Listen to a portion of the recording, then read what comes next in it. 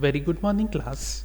This lecture is about service-oriented cloud architecture, and the code for this subject is TCS 859. Myself, Dr. Sachin Sharma.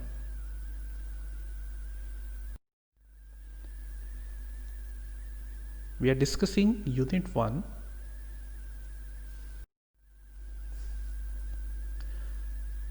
What are the client side and server side?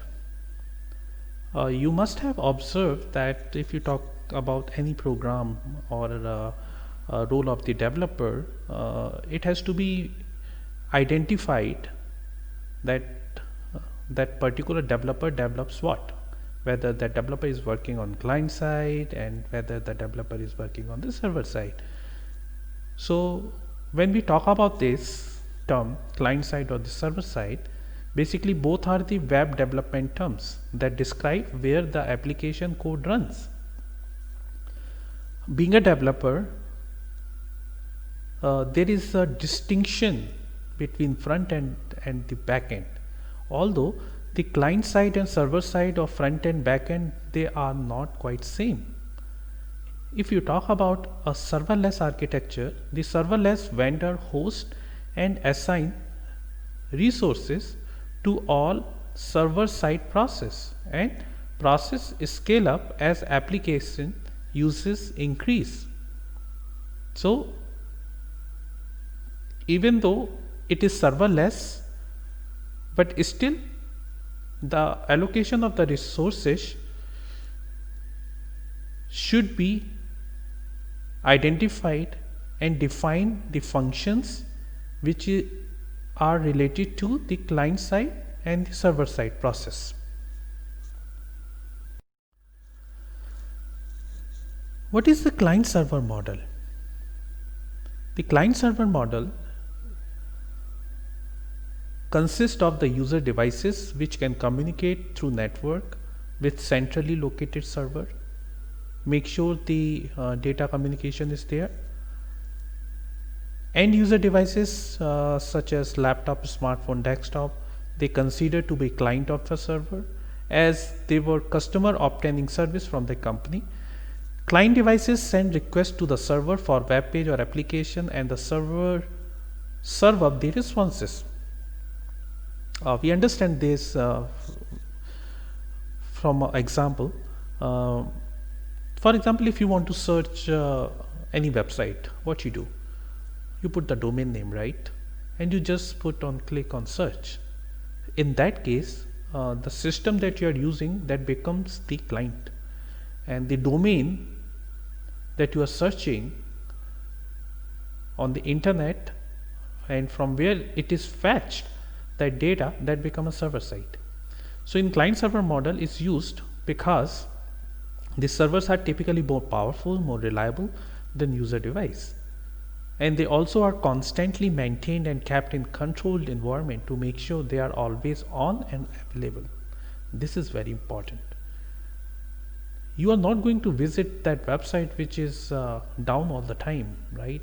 And even though if you are using an e-commerce site, you don't want to visit that site which is not available all the time. So the importance of the server here is that server should be functioning all the time, 24/7. Although individual servers may go down, there are usually other servers backing them up.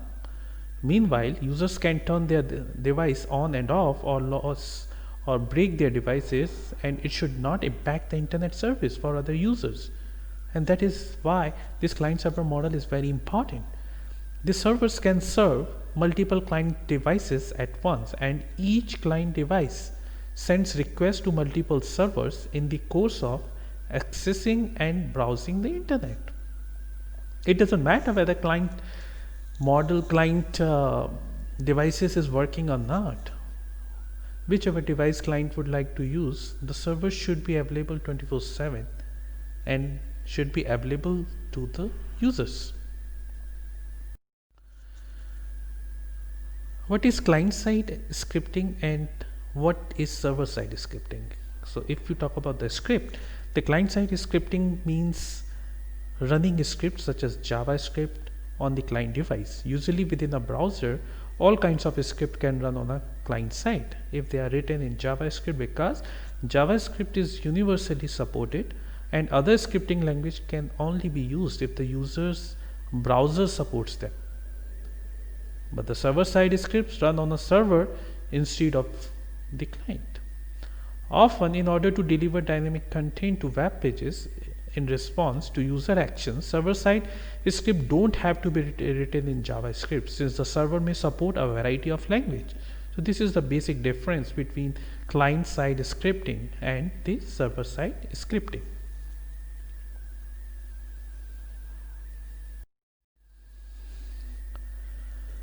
How do the server-side process work in a serverless architecture?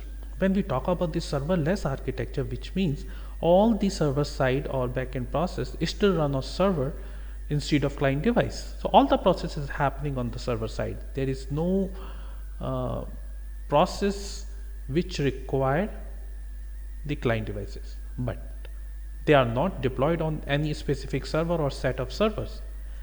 Backend process are broken up into the different multiple functions which run on demand and scale up automatically. Developers can still build all the functionality that normally runs server side within a serverless architecture.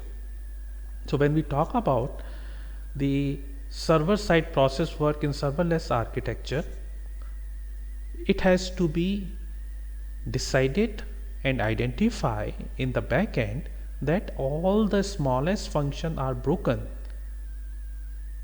and they work as the demand basis.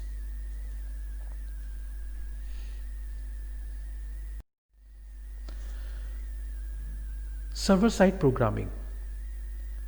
What is server-side programming? It is a program that runs on server dealing with the generation of the content of the web page, such as querying of the database, operations over database, access, write a file on a server, interact with other servers, structure web applications, and process user input. For example, if user input is a text in search box, run a search algorithm on data stored on a server and send the result. And this is how the process happens when you would like to search anything on the web browser.